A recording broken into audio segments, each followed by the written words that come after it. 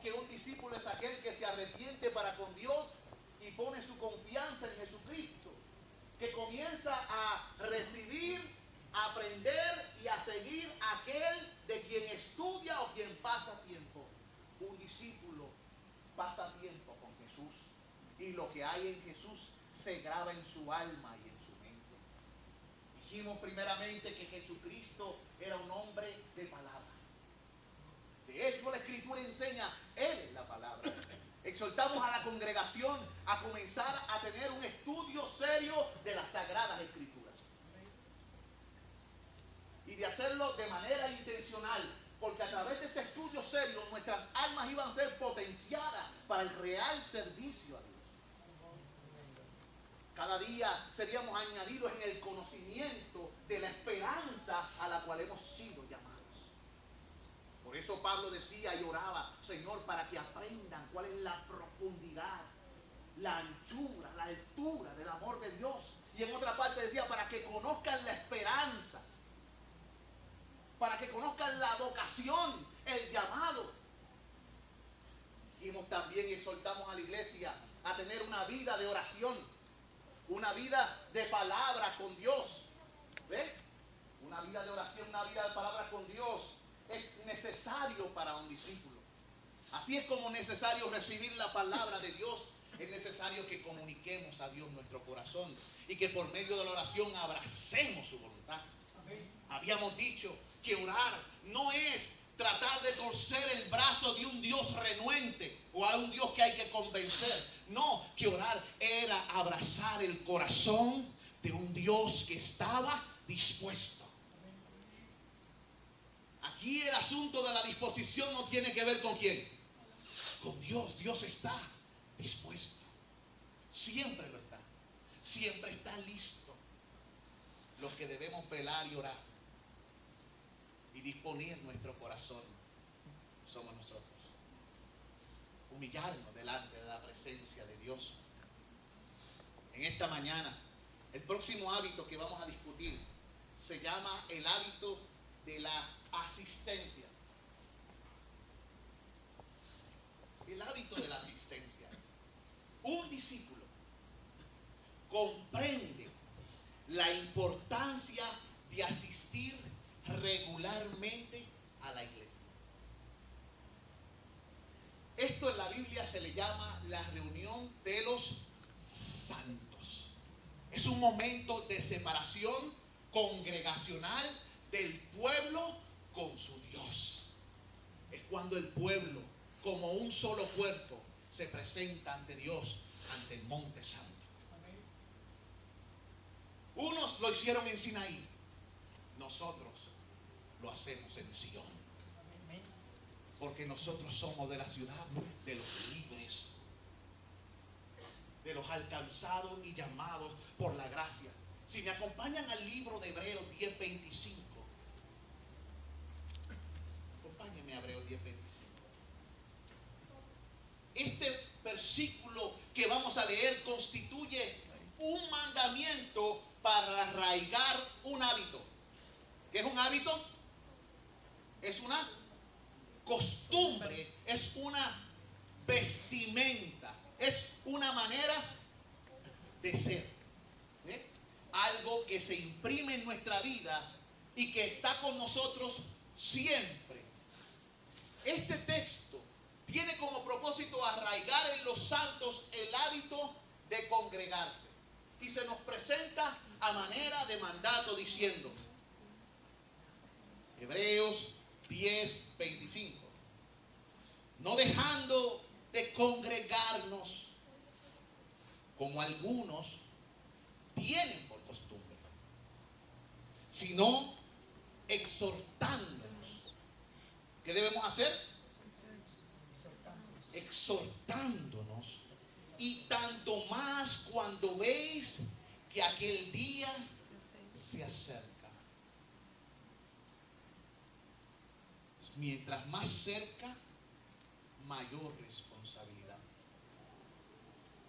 Debemos hacerlo aunque el día estuviese lejano, pero los hechos que están sucediéndose en los gobiernos y en el mundo entero apuntan a que la persecución que comenzó en el otro lado pronto va a llegar a nosotros.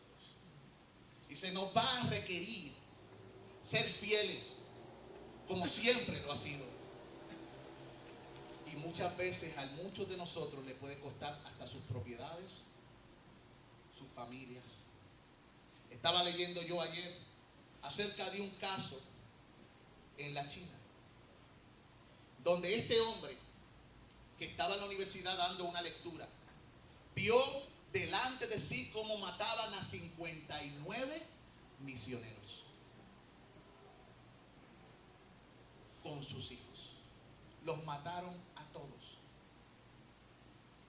Y él testificaba que lo que hizo que él pudiese creer las palabras de Dios que habla la Escritura fue la manera en que estos misioneros, hombres, mujeres y niños, entregaban sus vidas para ser sacrificadas con alegría y sonrisa en el corazón.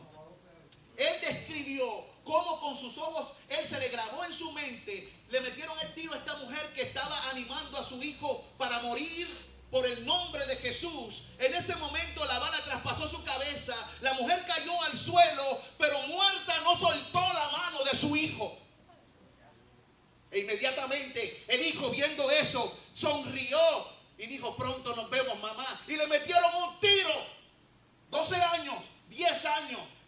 Y murió y cayó al lado de su madre agarrada. Y así los 59 en línea fuesen asesinados por el nombre de Jesucristo. Aquel hombre se le grabó eso en la mente.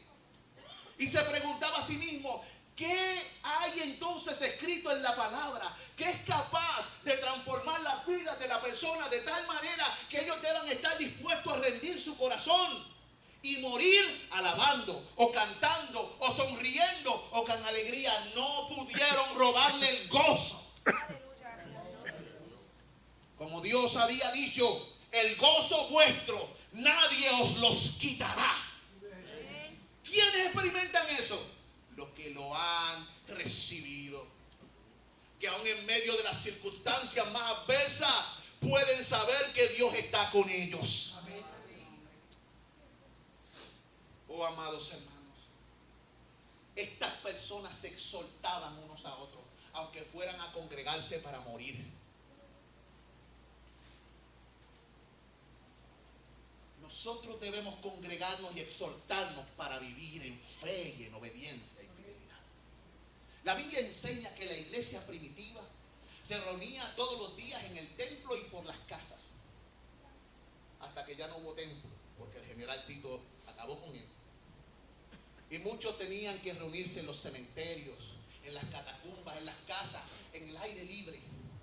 Corrían millas, caminaban millas para reunirse y recibir de Dios. Aleluya. Debemos asistir a la iglesia porque es un hábito que debe ser arraigado en nuestro corazón. Asistir a la iglesia no hace automáticamente un cristiano. Venir aquí no te hace cristiano. Como ir a Burger King no te convierte en una hamburguesa, ni ir a una marquesina, a un garaje, te convierte en un carro. Sin embargo, asistir a una iglesia ayuda al discípulo a desarrollar una vida consecuente y en concordancia con los preceptos de Dios. Una vida consecuente. ¿Qué es eso? A través de toda la Escritura, Dios nos manda a permanecer firmes, a velar. En otras partes se nos manda a ser constantes. En otras partes se nos manda a perseverar hasta el fin. Los creyentes en la Escritura se caracterizan por la perseverancia. Por eso Jesús dice: el que perseverare hasta el fin, este será salvo. Con eso ha demostrado que pertenecía verdaderamente a aquellos que están inscritos en el libro. La evidencia de que tu nombre está escrito en los cielos y que has sido lavado por la sangre del Cordero es la constancia hasta el fin.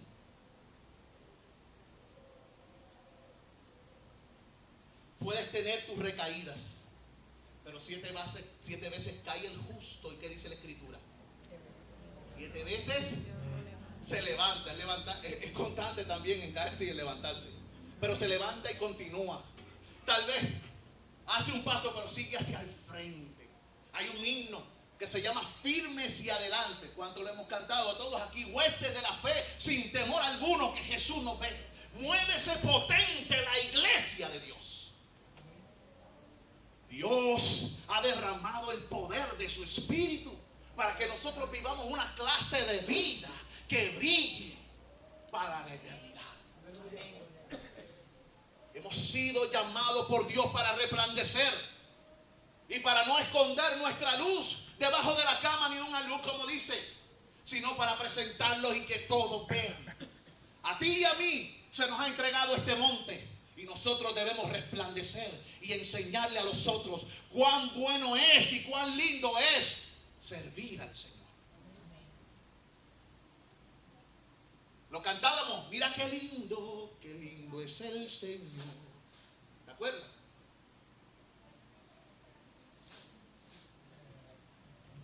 El discípulo asiste a la iglesia por varias razones.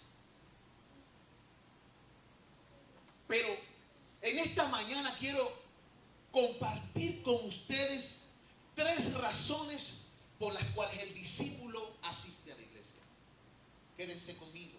Número 1, para asegurar su crecimiento continuo. El discípulo asiste a la iglesia para asegurar su crecimiento continuo. Habíamos dicho, un discípulo está comprometido al crecimiento para toda la vida. Al principio de la predicación dijimos que el discípulo sería como su maestro en las predicaciones anteriores. Y Jesús es inmenso, indescriptible, incomparable. Y la labor nuestra es parecernos cada día más y más a Él.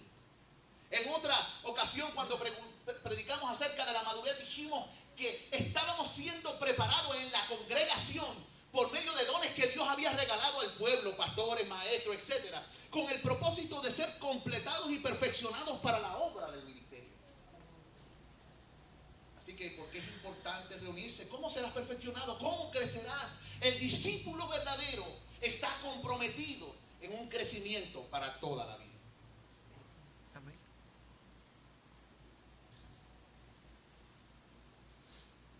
¿Cómo crecen los niños? Hágase esa pregunta. ¿Cómo crecen los niños? Los niños crecen físicamente al ser alimentados con comida. ¿Cierto? Ellos crecen intelectualmente al ser instruidos o enseñados en ciertas cosas. Y crecen espiritualmente en proporción directa con la cantidad y buena calidad de la instrucción piadosa que reciban. Durante la semana, nosotros como padres y madres debemos sacar tiempo diario para que nuestros hijos reciban instrucción piadosa. Luego en la iglesia nos reunimos para seguir y continuar recibiendo instrucción piadosa. Pero debemos procurar que lo que recibimos y aquello con lo cual alimentamos nuestro corazón y nuestro espíritu sea algo conforme al corazón de Dios. Algo digno de alabanza, que tenga virtud. ¿Por qué? Porque la sociedad cada vez está más corrompida y muchas veces la iglesia se amolda a este mundo. Y nosotros no hemos sido llamados a conformarnos en el mundo. La Biblia enseña, conviértanse en ellos a ti y no tú a ellos. Necesitamos el poder de Dios para mantenernos firmes y constantes en medio de una generación maligna y perversa. Y resplandecer como luminares en el mundo, asidos de la palabra de vida, para que, como dice el apóstol, en el día de Cristo yo pueda gloriarme de que no he corrido en vano ni en vano he trabajado. Que no se han hecho las cosas al vacío, sino que la enseñanza ha llegado a tierra fértil, a corazones que han recibido la palabra, la buena palabra, y ha dado fruto a 30, a 60 y a 100. ¿Están captando? ¿Cómo se aseguran los discípulos de su continuo crecimiento? Ellos crecen cuando buscan información, verdades profundas, principios bíblicos revelados, y comienzan a andar, a caminar o a aplicar estos principios bíblicos. A medida que usted va recibiendo la revelación de Dios, que es vida para el espíritu y aún para el cuerpo, y usted camina en ella, usted es ejercitado y fortalecido. Y el poder de Dios comienza a tomar dominio de todo en su vida. Él no se vuelve en parte de su vida, Él se vuelve en toda su vida.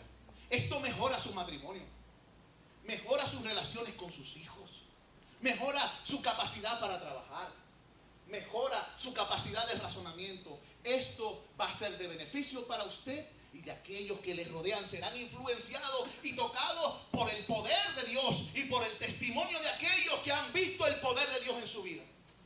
En una ocasión, un hombre, burlándose de un recién creyente, el hombre era ateo, le dijo: ¿verdaderamente tú crees que Jesucristo convirtió el agua en vino? Aquel hombre había sido borracho antes de ser salvado y le dijo: bueno, yo no sé si eso sucedió. Lo que sí te puedo decir es que en mi casa Él convirtió en vino en pan. Aleluya. Él no sabía mucho de las escrituras, era nuevo creyente, pero había recibido el impacto transformador del evangelio de Jesucristo. Y aquel que antes era borracho y gastaba todo su dinero y dejaba a su familia muriéndose de hambre, ahora usaba su dinero para bendecir a su familia y cuidaba de su casa. La alacena ya no estaba vacía. Dios había hecho la diferencia. Aleluya. Mire, hermano, pregunta que nos debemos hacer: ¿es posible crecer espiritualmente sin asistir a la iglesia? Hay sus excepciones, pero no es probable. Puede suceder, pero el crecimiento se da en una atmósfera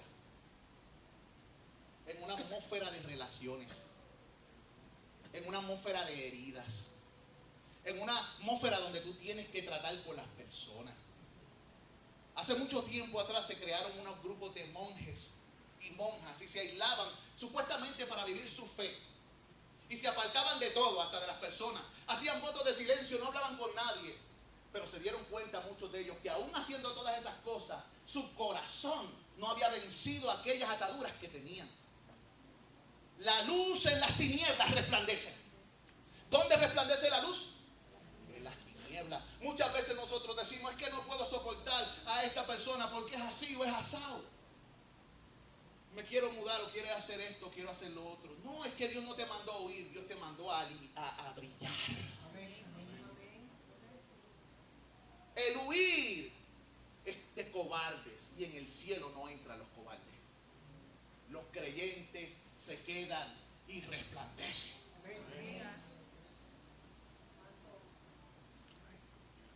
Dios nos manda a brillar, a iluminar al mundo oscuro. Pelean la buena batalla de la fe. Aleluya. Hay otra razón por la que asistir es tan importante. Número 2, ministrar a los demás. Hay muchas avenidas para el ministerio. Esta palabra ministerio significa servir. Hay muchas maneras de servir a la gente. Uno de los principales lugares para ministrar o servir es la iglesia, aunque no es el único lugar. La iglesia debe salir a otros lugares como iglesia que es y servir. Los discípulos sirven en posiciones clave o de liderazgo en la iglesia local. Hay diáconos, hay maestros, miembros de directiva, ujieres, sirven como el maestro les enseñó. Tú y yo somos llamados por Dios para no quedarnos abajo, sino para ir subiendo peldaños en el nombre de Jesús. Y para ir transformándonos de gloria en gloria y siendo usados por Dios en aquello que Él nos envía y manda. Por lo tanto, como creyentes tenemos la grande responsabilidad de descubrir los dones que hemos recibido de nuestro Padre y cómo usarlos para honrar su nombre y para bendecir a la iglesia y a los que nos rodean. Usted no puede seguir atravesando por la vida años y años sin saber para qué sirve. Cuando Cristo le salvó, Él le dio un propósito. Pero usted está diciendo que abandone mi trabajo. No. Usted sirve al Señor, dijimos, donde está, y allí resplandece. Pero tiene que saber cuáles son las herramientas que le han sido dadas para en donde quiera que usted se encuentre, usarlas. Para la gloria de Dios. Para que la gente vea las obras de Dios en su vida y glorifiquen a vuestro Padre que está en los cielos. Usted y yo hemos sido diseñados por Dios para la gloria y para rendirle gloria. Amados hermanos, Jesús nos dio suficientes ejemplos para seguir sus pisadas. El discipulado es más efectivo cuando los discípulos están creando discípulos. ¿Quiénes son los que crean discípulos? ¿A quién Jesús envió a ser discípulos? A los discípulos. ¿Quiénes son discípulos aquí? 4 personas. Dijeron amén. Mire, hermano, usted es llamado para ser discípulo. Un día usted será llamado a rendir cuenta y no habrá quien le defienda, ni su marido, ni su esposo, ni sus hijos. Usted tendrá que enfrentar a Dios y dar cuenta de lo que se le ha concedido. Si Dios le ha salvado, le ha dado recursos, le ha dado talentos, le ha dado tiempo y le ha dado dones. Y usted es responsable de todo lo que Dios concede. No lo guarde en un paño y lo esconda. Porque el Señor va a hacer con usted lo mismo que hizo con el ejemplo que dio en la Biblia. Y usted con eso va a manifestar que usted no es un discípulo, sino un siervo malvado. Eso es la costumbre y el hábito de un siervo ¿qué? Malvado. Tú sabes que estar toda la vida congregándote en un lugar y luego ser enviado a donde van los siervos malvados. ¿Tú sabes lo que es eso?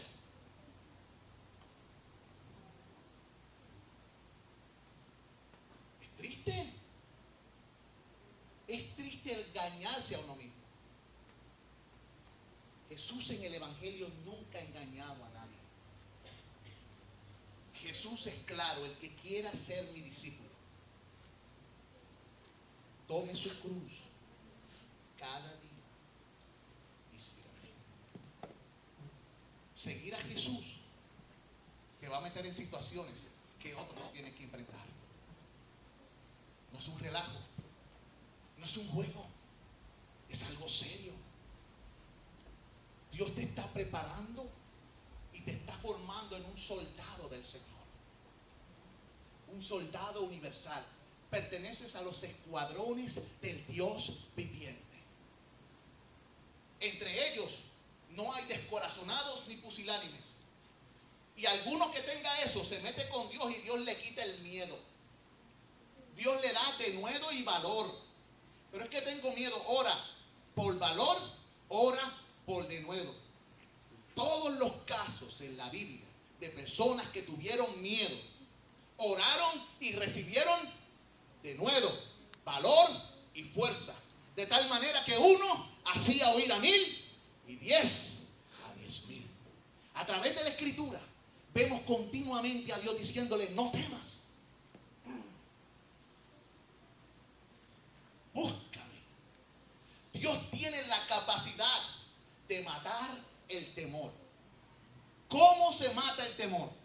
Cuando tú te acercas a Dios y vives en su presencia. Su presencia es tan inmensa que no te deja ver a los enemigos, porque delante de Dios desaparecen y ya no queda temor. Lo que queda es valor, gozo y deseo profundo de servir a aquel que te llamó para ser su soldado. ¿Quién está por Jesús? ¿Quién está por Jehová? Es el clamor de los soldados de Dios. Por Jehová y por Jesús. Pero es que yo no me siento así. No estás viviendo en la presencia de Dios. No estás estudiando su palabra. No te está siendo revelada su grandeza. No estás viviendo en oración. No te congregas, no creces. Vienes de domingo en domingo y cuando se da doctrina, no vienes. Aquí se da los martes de doctrina. Por lo tanto, tu mente no crece. Y si vienes, no estás prestando atención. Y tu corazón no está en el lugar correcto. Los días de oración, tampoco vienes. La Biblia enseña que el pueblo que sigue a Jesús y continúa con la doctrina apostólica, tenían 4 cosas en común. Número 1, seguían la doctrina de Cristo y sus apóstoles. Número 2, oraban juntos, no tan solo separados, oraban juntos. Número 3, tenían comunión, compañerismo, unidad los unos con los otros, buscaban la unidad, no tan solo estar juntos, porque hay gente que está juntos pero no revuelto. Tú puedes ser una salchicha en un pote, pero no necesariamente significa que estés bien ahí. La unidad envuelve más que el espacio, envuelve la actitud del corazón que quiere agradar a Cristo. Trabaja para eso, porque el Señor le ha llenado el corazón y desea tener comunión con los santos. También, hermano amado, mire, la Santa Cena, la comunión del pan, los santos los tienen en común. 4 cosas. Yo me pregunto cuál tú tienes. Estas 4 cosas son 4 hábitos adicionales que no mencioné. Por eso le dice que más, que tienen los santos en Cristo, los discípulos, y era la costumbre de la iglesia. Nosotros no nos reunimos todos los días, ellos lo hacían todos los días. Ellos reconocían su necesidad de Cristo y juntos se fortalecían y se exhortaban el uno al otro a congregarse todos los días. Nosotros tenemos peleas a veces hasta para congregarnos. ¿Cuántas veces? Un día, y buscamos cualquier excusa y tratamos de razonar con Dios. Déjeme decirle, no hay razón ninguna que Dios acepte jamás para desobedecer su palabra. Usted puede buscar razón. Mi hijo, mi trabajo, no existe razón. Eso es una excusa que no será aceptable jamás. La Biblia lo enseña vez tras vez. Y si tú piensas que serás aceptable viviendo una vida de desobediencia, quiero decirte que Cristo murió por los que le obedecen. ¿Quiénes le obedecen? Los discípulos. ¿Qué hicieron ellos? Se arrepintieron. Dejaron de vivir conforme les daba la gana, de espaldas a Dios, y comenzaron a vivir en dirección a Dios. Dios es el dueño de su agenda, de su itinerario y de su vida. Y ellos buscan lo que sea necesario para que Dios sea primero. Muchos de sus hijos nunca le servirán a Cristo, porque usted ha puesto la escuela, el trabajo o cualquier otra cosa primero que Cristo. Y ellos no van a aprender lo que usted le dice con la Biblia, sino lo que usted le muestra con el hecho. Cuando sus hijos vivan en el mundo, hagan lo que el mundo hace, y ustedes oren a Dios, ¿por qué mis hijos son así? Pregúntese. También hay otra razón. Hay hijos que van todos los días a la iglesia, pero los papás no le modelan el ejemplo de Cristo en la casa. Entonces, son hijos que ven, este dice que le sirve a Dios, pero en mi casa se comporta como el hijo del diablo. Y Dios no está en su noticia. No se pregunte entonces por qué sus hijos son inconversos y no aman a Cristo. Porque usted no ama a Cristo. ¿Cómo usted se atreve a decir que yo no amo a Cristo? El que me ama mi palabra guardará, no dejando de congregarse como algunos tienen por costumbre. El que me ama obedece, me sigue. A donde yo voy, me sigue. La gente pelea por un día a veces. Pero estos discípulos bíblicos se reunían todos los días. ¿Por qué? Porque había un fuego en su alma que los consumía. Vivían en la presencia de Dios, habían sentido el poder de Dios. ¿Hace cuánto tiempo la presencia de Dios no te para a ti ni un pelo? Hermano, yo no siento eso hace tiempo, porque hace tanto tiempo es que no te has encontrado con Dios. Los encuentros con Dios son cosas de diario. No son cosas de los domingos, no son cosas de los martes. Yo no estoy hablando de eso, es importante congregarse, pero tu encuentro con Dios debe ser algo de día en día. Cristo debe definirte como ser humano. Muchas iglesias están llenas de gente que le sirve al Señor a medias, pero no están dispuestos a absorber el costo del discipulado. Reciben palabras malas y por alguna razón viven bastante más fiel que muchos de nosotros. Es necesario la buena nutrición. ¿Qué le pasa a un niño cuando no recibe buena alimentación? ¿Ustedes han visto a esos niños? Los huesos no le crecen, crecen deformes.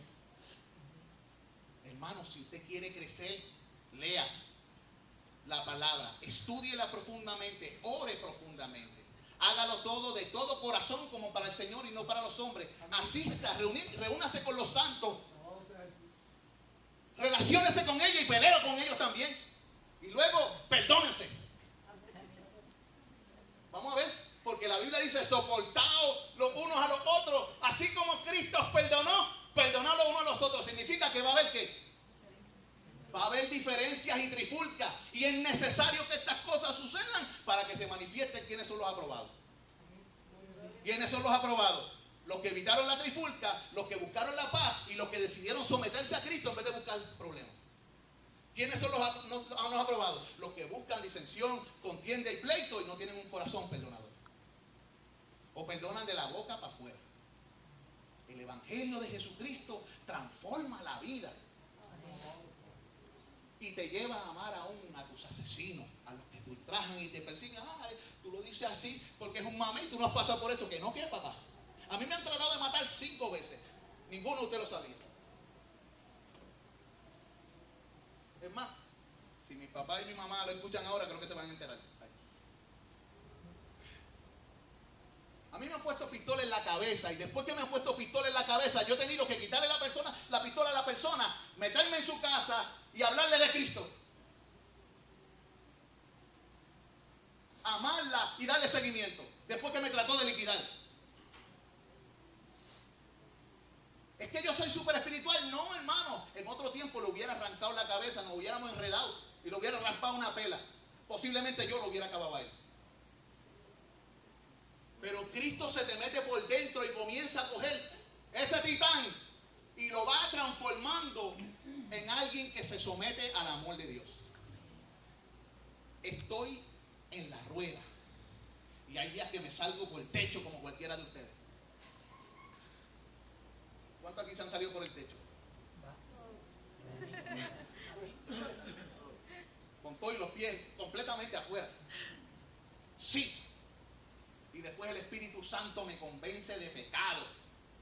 Hombre, la hiciste bien terrible. Arrepiéntete y pide perdón. Y después yo tengo que ir a pedir perdón. Oh, yo lo que quiero es. Y a veces la otra persona tiene la culpa. Pero si tiene la culpa. Es decir, me tengo que comer el orgullo. Y si me trata mal, pues te trató mal. Dios pregará con la persona, pero tú hiciste tu parte.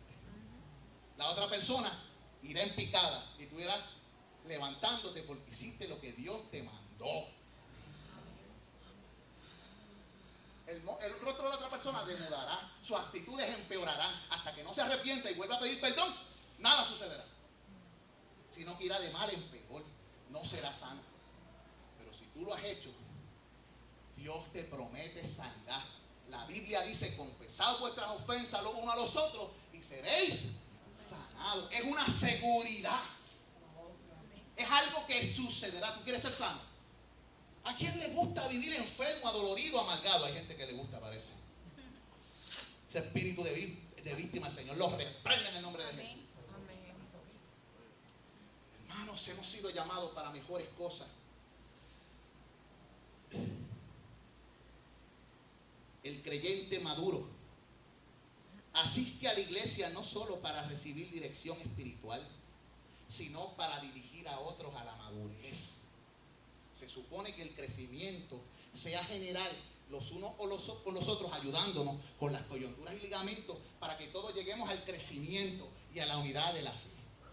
Si no, va a ser alguna especie de experimento deformado con un brazo que llegue hasta allá y un brazo cortito así. ¿Qué es eso?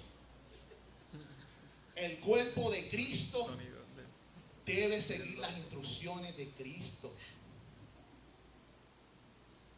y crecer juntos y ministrarnos los unos a los otros. La Biblia dice: servíos los unos a los otros por amor.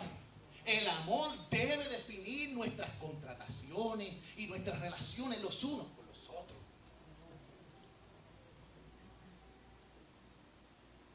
Ya viene este chaval, ahora tengo que hacer y comportarme bien con este. No.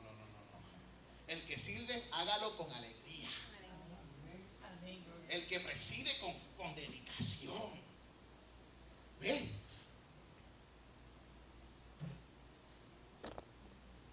Dice la Escritura: obedezcan a vuestros pastores porque ellos velan por vuestras almas, que no lo hagan triste. Yo he estado con mucha tristeza últimamente, a través de muchos años. Mucha tristeza.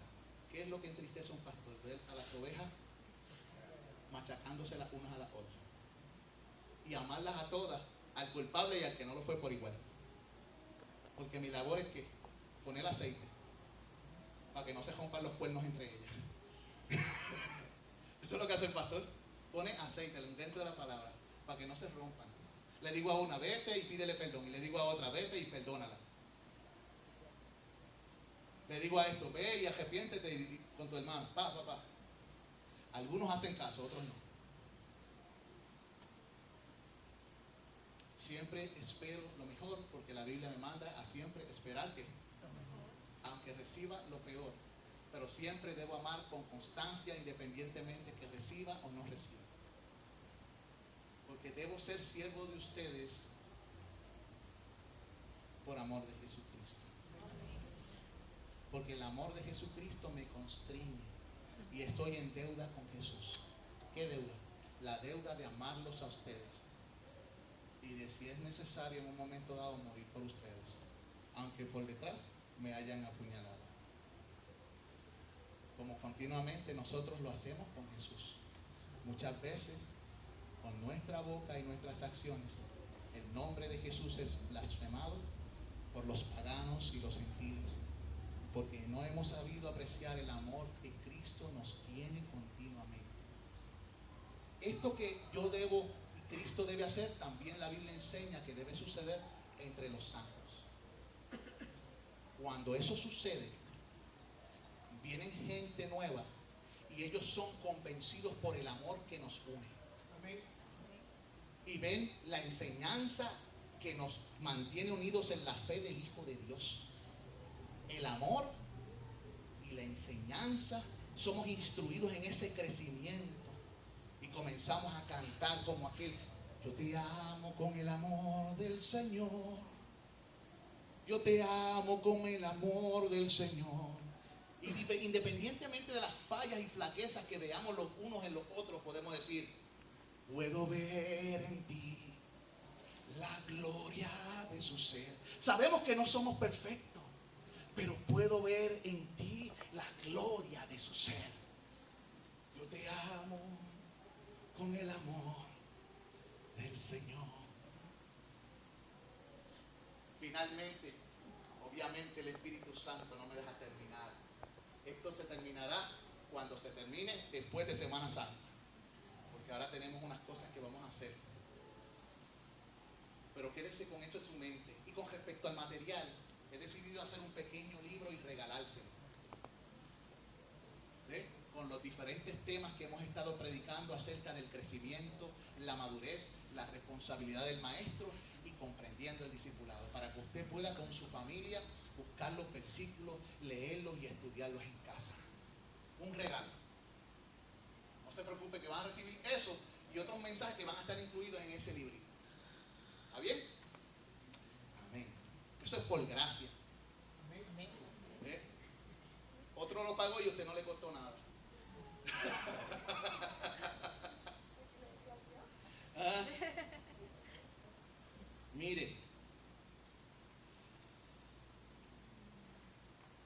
finalmente el creyente se reúne para dar ejemplo a los demás. Asiste. El discípulo asiste regularmente a la iglesia porque es lo que debe hacerse. Los líderes son continuamente observados por los demás. ¿Quiénes son los primeros que deben llegar? Los maestros. ¿Qué deben hacer los maestros que llegan primero? Prepare su corazón, ya sea en su casa o en la iglesia, pero debe ser visto porque usted debe mostrar para que otros aprendan. Los que están recibiendo la información deben hacer lo mismo en sus casas y mostrarle a sus hijos su pasión por Jesús. Usted y yo, como discípulos, hemos sido llamados a ser modelos y libros abiertos de lo que el Evangelio de Cristo hace. En una ocasión, 4 eruditos se reunieron y unos dijeron: a mí me gusta la tradición literal, a otro la versión estándar, a otro la versión internacional. Y de momento uno de esos eruditos dice: a mí me gusta la versión de mi madre. Aquellos hombres comenzaron a reírse de aquel erudito y el erudito le decía: pero ¿por qué tú dices eso? Yo nunca he leído esa versión. Tienes que ver a mi madre. Vela cómo se conduce durante el día. Vela cómo trata a mi padre. Vela cómo nos trata a nosotros. Vela cómo es con el prójimo. Vela cómo es en el trabajo. Yo nunca he visto en mi vida un evangelio tan poderoso. Su madre era una carta abierta, un libro escrito de la gloria de Dios. Tú y yo somos llamados a abrir nuestro libro y a enseñar lo que Cristo hace, está haciendo y aún hará con nosotros. De cierto no seremos perfectos todavía, pero vamos en ese camino, porque el que comenzó en nosotros la buena obra la perfeccionará hasta el día de Jesucristo.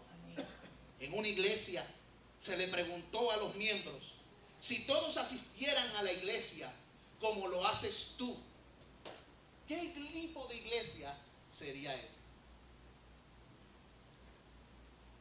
Si todos asistieran a la iglesia como lo haces tú, hermano, ¿qué tipo de iglesia sería esa? Déjame amplificar la pregunta. Si todos en la iglesia tuvieran el hábito de la lectura de la palabra como lo haces tú, ¿qué tipo de iglesia sería esa? Si todos tuvieran el hábito de la oración como lo tienes tú, ¿qué tipo de iglesia sería esa? Si todos ofrendaran generosamente o diezmaran como lo haces tú, ¿cómo estaría esa iglesia? Si todos dieran testimonio como lo haces tú de Jesucristo, ¿qué tipo de iglesia sería esa? Quiero que te hagas esta pregunta y te la lleves a tu casa. Una iglesia conforme a tu corazón.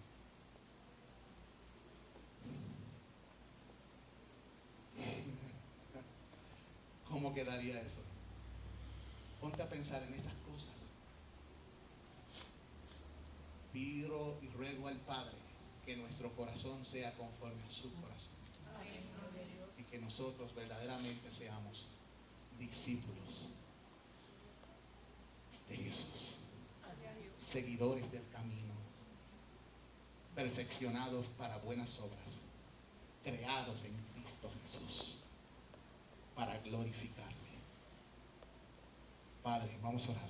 Señor, te adoro, te bendigo, Jesús.